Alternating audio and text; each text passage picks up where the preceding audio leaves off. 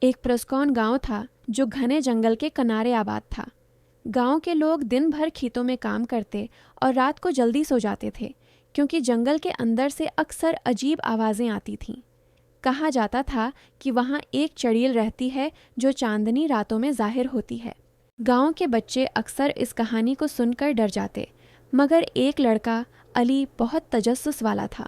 اسے یقین نہیں آتا تھا کہ کوئی چڑیل واقعی ہوتی ہے۔ ایک دن اس نے فیصلہ کیا کہ وہ سچ جان کر رہے گا۔ اس رات چاند پورا نکلا ہوا تھا، چمکدار اور پراسرار۔ علی نے اپنی لالٹین اٹھائی اور آہستہ آہستہ جنگل کی طرف چل دیا۔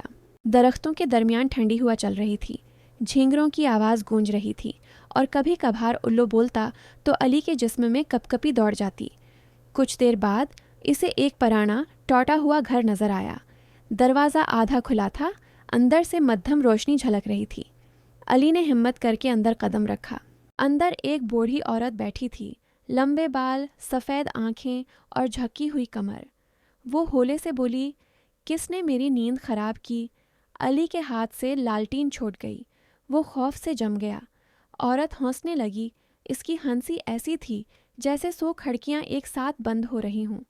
کیا تم مجھ سے ڈرتے ہو بچے؟ علی نے تھوک نگلا اور بولا، اگر تم چڑیل ہو تو مجھے نقصان کیوں نہیں پہنچاتی؟ چڑیل کے چہرے پر اداسی چھا گئی۔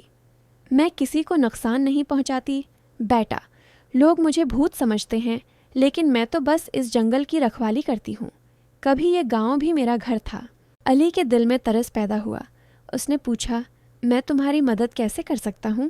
چڑیل مسکرائی، بس لوگوں سے کہہ دینا میں کوئی خطرہ نہیں، میں صرف یادوں کا سایہ ہوں۔ اگلے دن علی نے گاؤں میں سب کو سچ بتایا۔